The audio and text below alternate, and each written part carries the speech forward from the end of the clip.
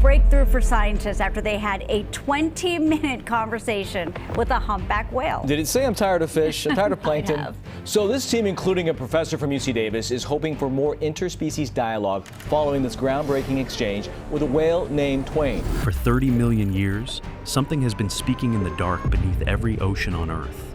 Nobody was listening. Then an AI processed 9,000 recordings from the deep and found something that made an MIT researcher go completely still and whisper 4 words out loud.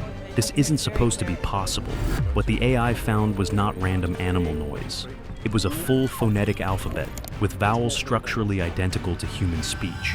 A complete language. Scientists have now decoded the first message. But here is the shocking part. These whales have been trying desperately to reach us, warning us, talking about us. And what they have been saying is something the researchers who finally heard it were completely unprepared for. The day a whale talked back. Off the coast of Alaska in 2023, a small research boat sat quietly on the water. The scientists on board were about to attempt something that had never been done before in the history of human science. They lowered an underwater speaker into the ocean and played a sound into the deep. The sound was a humpback whale contact call, which is the specific signal humpback whales use to announce their presence to each other. It is the closest thing in whale language to a spoken hello. The recording they used had been captured just the day before from a small group of whales in the area, a group that included a 38-year-old female named Twain. They may have been playing Twain's own voice back to her. Then they waited, and what happened next completely shocked them. Suddenly, Twain surfaced. She moved toward the boat and circled it slowly. Then she opened her mouth and sang back. Real humpback whale vocalizations, directed straight at the boat, in direct response to the call the scientists had just played, and she did not stop at one reply and swim away. Every time the scientists played the contact call through the speaker, Twain answered back with her own sounds. The scientist played, Twain replied. The scientist played again. Twain replied again. This went on for 20 full minutes. A wild whale, out in the open ocean, holding a back-and-forth vocal exchange with a group of humans on a boat. Lead scientist Dr. Brenda McCowan from UC Davis said afterward, "We believe this is the first communicative exchange between humans and humpback whales in the humpback language." But what truly shook the scientists was not just that she was making sounds back. It was the timing of those sounds. Between each call the scientists played, there was a natural pause, the specific gap. A humpback whale leaves mid-conversation before the other whale is supposed to reply. Twain waited for that pause every single time and filled it with her response, exactly the way a person waits for the other speaker to finish before they answer. She was not randomly vocalizing. She knew when it was her turn to speak. This near-impossible moment did not come from nowhere. A few years earlier, marine biologist David Gruber was sitting alone in his office at Harvard's Radcliffe Institute with headphones on. He was reviewing old sperm whale recordings he had collected while studying jellyfish in the Caribbean. The sounds coming through his headphones were rapid, mechanical clicks firing one after another with specific gaps between them. He had heard them hundreds of times. Every single time, he had taken his headphones off and moved on. He assumed those sounds were nothing. Background noise from an animal he believed science had already figured out long ago. Then, MIT cryptographer Shafi Goldwasser walked past his open office door and stopped dead in her tracks. She stood there listening for a moment. Then she looked at Gruber and said, "That sounds like Morse code. Have you tried using machine learning to decode it?"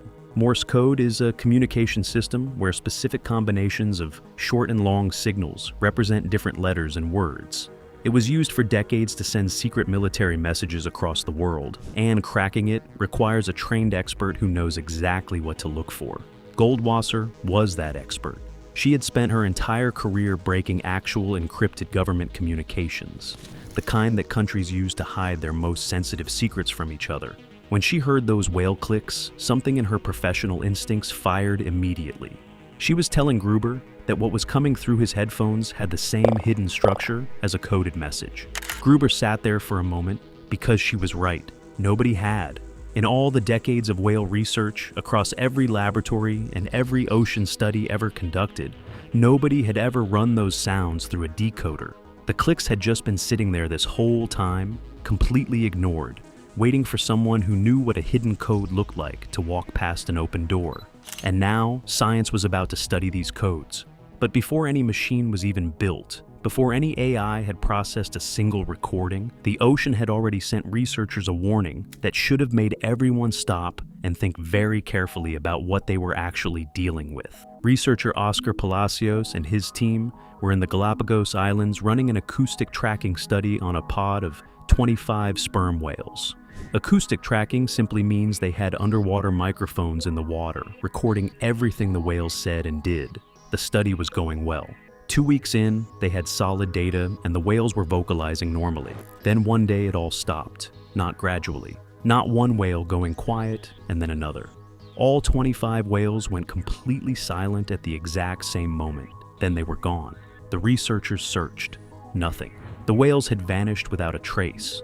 The researchers came to a conclusion that is genuinely difficult to process. They believed the pod had figured out that the underwater microphones were there.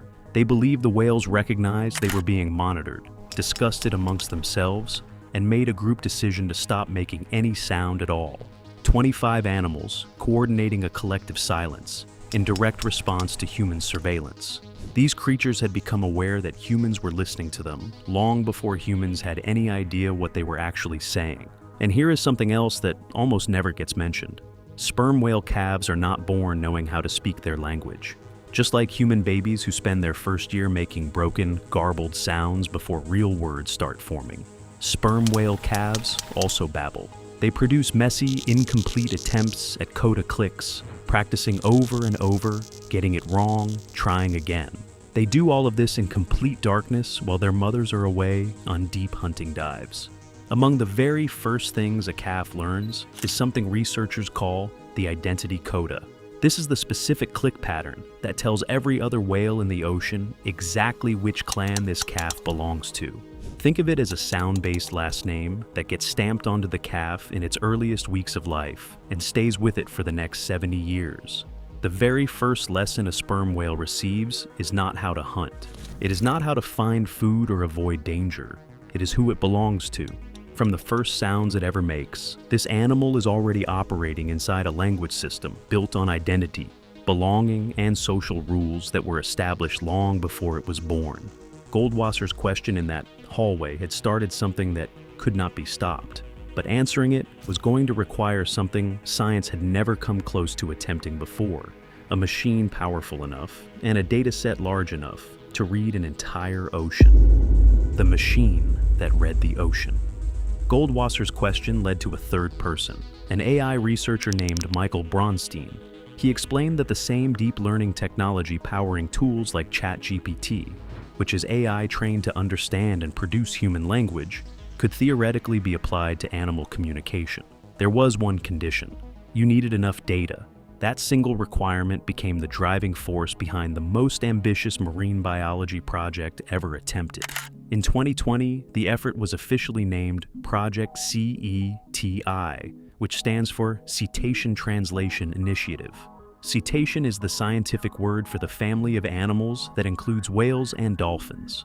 The project brought together researchers from MIT, Harvard, UC Berkeley, and 15 other institutions. The goal was straightforward and staggering at the same time: use artificial intelligence to decode what sperm whales are saying to each other. The team chose the Caribbean island of Dominica as their base. This specific stretch of ocean is one of the very few places on Earth where multi-generational sperm whale families return year after year without fail. These were not anonymous animals passing through. The families were known. The matriarchs had names. Their social hierarchies had been mapped across decades of careful observation from the surface. This was the closest thing to a whale neighborhood that science had ever found. What the team deployed there was unlike anything ever used in marine biology before. They installed hydrophone arrays, which are networks of underwater microphones, permanently along whale migration routes. They developed biologger tags that attached directly to the skin of whales using suction cups. Each tag carried 3 synchronized microphones, capable of separating individual voices even in a group conversation. The tags also recorded GPS location, depth, water temperature, and accelerometers that tracked every shift in the whale's body orientation to a fraction of a degree. The system was not designed just to hear the whales. It was engineered to record who was speaking, who they were speaking to, what they were physically doing at that exact moment, and what the entire acoustic environment around them looked like simultaneously. Every piece of context that could help give meaning to a sound was being captured at the same time as the sound itself. 9,000 recordings went into the AI. For decades, scientists thought they had sperm whale communication completely figured out. They believed sperm whales used roughly 21 distinct click patterns called codas, and that each one had a single fixed meaning. Think of it exactly like a traffic light. Red means stop, green means go, yellow means slow down. 3 signals, each one means one thing and one thing only. You cannot mix them. You cannot build on them. That was the assumption. That was what the textbook said. What the AI found tore all of that to pieces. It found 156 distinct codas. But that number alone was not even the most shocking part. What made the researchers go completely quiet was what was buried inside each one. Every single coda had 4 internal parts that could each be changed and mixed together to shift what it meant. The first is tempo, which is how fast or slow the clicks come out, like the difference between someone speaking quickly because they are panicking versus slowly because they are calm. The second is rhythm, which is the gap between each individual click, whether the clicks are bunched close together or spread apart. The third is ornamentation, which means extra clicks added into the middle of a pattern that change its meaning completely, the same way adding one word to a sentence can flip what the whole sentence is saying. The fourth is rubato, which means tiny changes in timing that add feeling to the sound. The way a person's voice goes tight and sharp when they are angry versus slow, and soft when they are scared. These 4 parts were the working engine of an entire communication system. They could be mixed and layered to build meanings no single click could carry alone. Scientists have a term for a system that works this way. They call it duality of patterning, which simply means being able to build unlimited meaning from a small number of basic pieces. It was supposed to be something only humans could do. The AI just found it happening in an animal clicking away in the pitch black, a mile underwater. Then the AI found something nobody had prepared for. The same whale produced different communication styles depending on who it was talking to. This is called audience design, and in human language it is the feature that allows you to speak differently to a child than to a judge, to soften a message for someone who is hurting, to adjust what you say based on what you know about the person listening. Audience design does not just require language and memory. It requires a model of another individual's mind. It requires understanding that the other being has a perspective separate from your own. The AI had found what appears to be theory of mind, the ability to understand that other beings think and feel independently, embedded inside click sequences. In an animal we had been treating as producing noise. The most chilling proof that sperm whale communication works across massive distances came from old handwritten journals belonging to American whalers in the 1800s. When whalers first arrived in new hunting grounds in the Pacific, things went well for them. They found whales. They threw their harpoons, which is a large metal spear, attached to a long rope that whalers would drive into a whale's body to kill it and drag it back to the ship. In the early years, their hunters were landing those throws consistently and killing whales at a steady rate. Then something changed. Within just 2.5 years of their arrival, the number of successful kills dropped by 58%. The whales had not moved to a different ocean. They simply started getting away, consistently.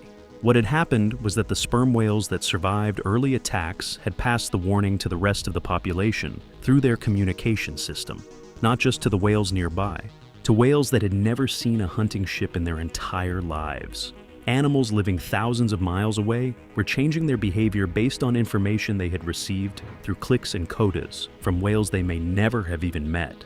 Historian Bathsheba DeMuth at Brown University dug through the old whaling journals and found entry after entry where whalers described the shift with real unease, writing that the animals appeared to be talking to each other, and that their behavior had clearly been learned from somewhere. The whalers could feel it happening, but had no way to explain it until now. Old whaling journals described something that deeply unsettled sailors and that none of them could ever explain. After a whale was harpooned and dying at the surface, the rest of the pod would go completely still. Then the clicking would start again, intense and unlike anything the whalers had heard before. The whalers wrote it off as distress noise. But now that we know these animals have 156 codas, a working grammar, and the ability to tailor what they say to specific individuals, that explanation does not hold anymore. What exactly were they transmitting in those moments? Were they speaking their grief out loud? Were they sending a warning across the ocean to every whale within range? Were they making a record of what had just happened, passing it to family members too far away to see it with their own eyes? Nobody knows. Those sounds were never decoded. They were just heard by frightened men on wooden ships who wrote them down and moved on. But the recordings being made right now in Dominica are a different story entirely. And what the AI found inside them was about to force every last assumption about human uniqueness completely off its foundation. One researcher at UC Berkeley was about to look inside those recordings at a level no one had tried before. What he found did not rip out the last thing humans had been standing on: the sound that should not exist. Instead of studying the patterns of coda sequences, which is what every previous researcher had done, linguist Gaspar Bacchus slowed the recordings way down and looked at the precise shape of each sound. What he saw made the foundational assumptions of his entire field shake. The whales were producing vowels, not sounds that were similar to vowels, structurally identical to them. Bacchus found two main types. The first is what researchers now call the A coda, which is acoustically identical to the A sound in the word father. The second is the I coda, which matches the E sound in the word see. He also found diphthongs, which are gliding double vowel combinations like the oi sound in boy, where one vowel slides smoothly into another. When the recordings were slowed down and the sound shapes were mapped, they looked like exact acoustic matches for human vowels. Bacchus said it plainly. In the past, researchers thought of whale communication as a kind of Morse code, but this paper shows their calls are more like very, very slow vowels. This suggests a complexity that approaches human language. To understand why this is so deeply disturbing, you need to understand what vowels actually are. Producing them is not simple. It requires a specific set of body parts that evolved together over millions of years, specifically for speech. A descended larynx, which is the voice box, sitting lower in the throat than in other animals. Precise tongue and jaw musculature. Controlled airflow through a resonance chamber, which is essentially a shaped hollow space in the throat that acts like a tuning instrument. In humans, all of this evolved over millions of years under specific evolutionary pressure towards spoken language. That combination of anatomy was considered uniquely human, something our specific lineage developed in our specific environment over our specific timeline. Sperm whales have none of that anatomy. Their vocal system evolved in the deep ocean, in pitch darkness, under thousands of pounds of water pressure, for a completely different purpose. It evolved for echolocation, which is the ability to send sound beams into the dark and use the echoes that bounce back to build a picture of the surrounding environment, the way a bat navigates at night. They did not evolve toward language. They evolved towards something that, when analyzed by the most advanced acoustic equipment available, looks functionally identical to it. This is called convergent evolution. It means two completely separate species, on completely different evolutionary paths, with no shared ancestor for hundreds of millions of years, independently arrived at the same complex solution. Dr. Daniela Roos from MIT described the findings to reporters by saying, "Our results show there is much more complexity here than previously believed. This is challenging the current state of the art of beliefs about the animal world." That might be the most understated sentence in the history of modern science. Here's the part that does not make it into the press releases. The anatomy that produces these vowel-like codas, which is the spermaceti organ sitting inside the whale's enormous head, the phonic lips at the front of its nose, the entire nasal complex, is the exact same system that produces its killing click. Sperm whales are the loudest animals on Earth. Their clicks reach 230 decibels underwater, which is the loudest biological sound ever recorded on this planet. A jet engine at close range registers 140 decibels. Human eardrums begin to rupture at 150. At 180 decibels, internal organs start to suffer damage. At the recorded peak output of a sperm whale, at close range, researchers have described the sound as physically capable of vibrating a human body apart from the inside. Ocean journalist James Nestor documented a diver whose arm went completely numb for nearly 4 hours after a whale buzzed him at moderate range. Divers in close proximity to vocalizing sperm whales have reported their skin heating up. a deep pressure sensation building inside their chest, and in some cases, temporary loss of feeling in their limbs. The organ that produces those gentle structured vowel-like codas is the exact same organ that can silently destroy a human body without the whale ever making physical contact. The language and the weapon live in the same place. Now, out of 156 codas, with vowels and grammar and audience design all confirmed, researchers have quietly identified one specific pattern they believe they may actually understand. It is called the 1 + 1 + 3. 2 isolated clicks, a brief pause, and then 3 faster clicks. It is the most commonly documented coda across Caribbean sperm whale families. It appears in the widest range of social situations before deep dives, after surfacing, during group gatherings, and at births. Researchers are cautiously proposing that it may mean something close to, "I am here." That is the first message. Not a complex sentence, not a warning or a demand, just presence. Just one living thing telling another that it exists. That phrase has been transmitted between sperm whales millions of times across 30 million years, in a language humans could not read while we were hunting them. The first thing we may have understood a sperm whale to say is the same thing every conscious being eventually needs to say. It has been saying it every day, to every family member, in every ocean, since long before our species could stand upright. If one species on land and another deep in the ocean both discovered the same kind of sounds without ever meeting, then something important is going on. It means humans didn't invent this. So, if we both arrived at the same kind of communication, what else did we arrive at too? Things we always thought were only human. Memory, emotion, identity, maybe even grief. Sperm whales have brains far larger than ours. They've lived, socialized, and communicated for millions of years. For a long time, we believed language made us special. Now, it looks like it never did. And that changes everything. The AI had found the grammar, the vowels had been identified, the first word had been decoded. But a language is not just a structure sitting in a laboratory. A language is what living beings do with it every single day.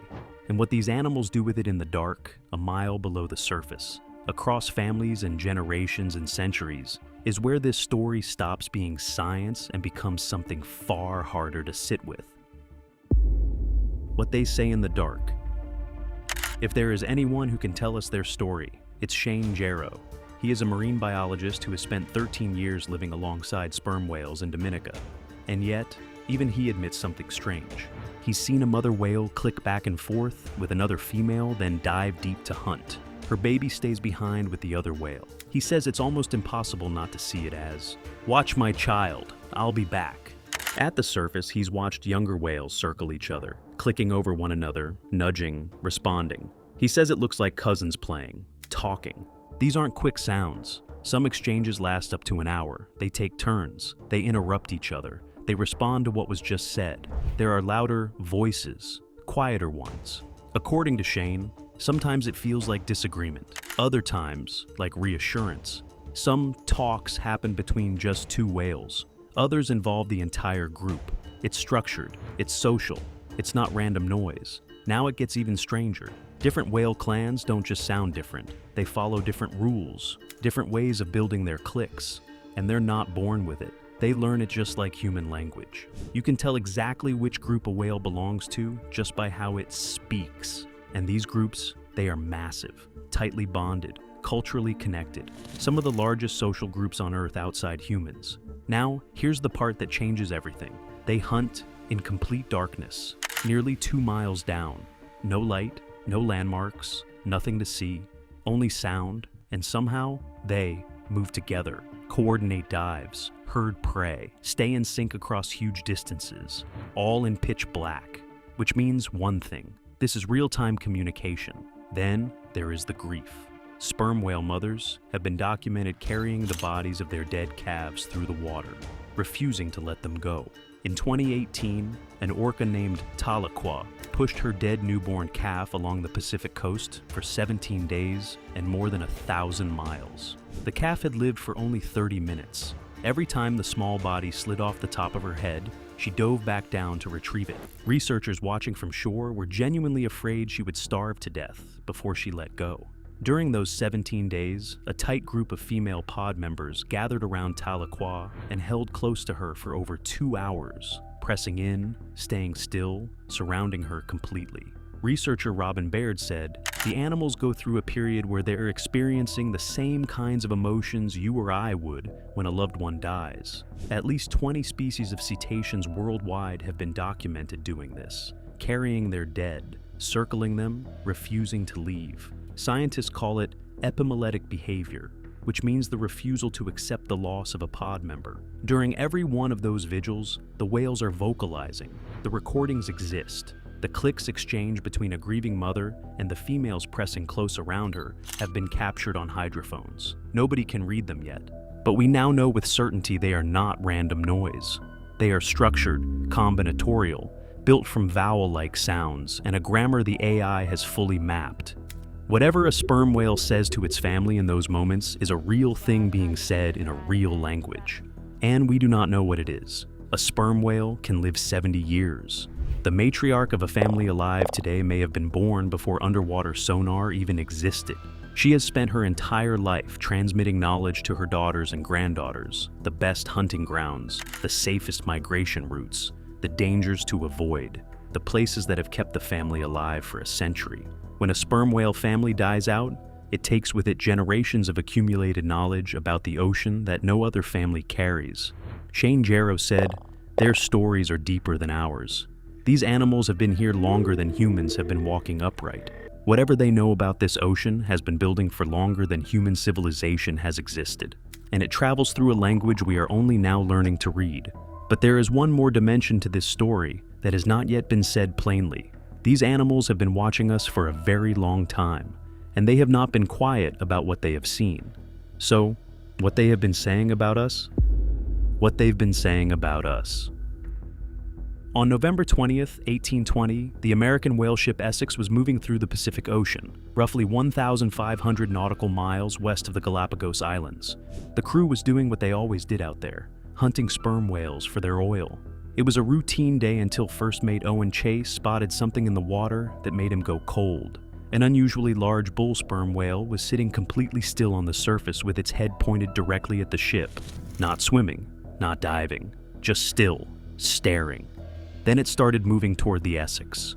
Slowly at first, then faster. Then it was coming at full speed, and it did not stop. It drove its enormous head straight into the side of the ship, with a force so violent the entire vessel lurched sideways and sent men sprawling across the deck. The crew scrambled to grab anything bolted down. Before they could recover, the whale surfaced again, turned around, and came back a second time. It hit the Essex again in the same spot, deliberately, purposefully, like it was making sure the job was finished. The front of the ship was destroyed. Water poured in fast. 20 men threw themselves into 3 small wooden open boats with almost no food, almost no fresh water, and nothing above their heads in the middle of the Pacific Ocean. What followed was 83 days that stripped them of everything. The thirst came first, so severe that men were hallucinating within days. Then the food ran out and the starvation set in slowly and horribly. Men started dying one by one, their bodies wasted down to bone. Then came the moment that haunted every survivor for the rest of their lives. With nothing left to eat and days still stretching ahead of them, the living made the decision to eat the dead. They carved up their crewmates to survive. Only 8 of the original 20 men made it back alive. This real event became the direct inspiration for Moby Dick. Most people know that part. What most people do not know is this. Researchers later noted that, right before the attack, the crew had been doing repair work on a damaged whaleboat, hammering wood and metal in rapid strikes against the hull. Those hammering sounds, striking in fast, repeated patterns against the boat, may have sounded to the bull like sperm whale click patterns coming from inside the vessel.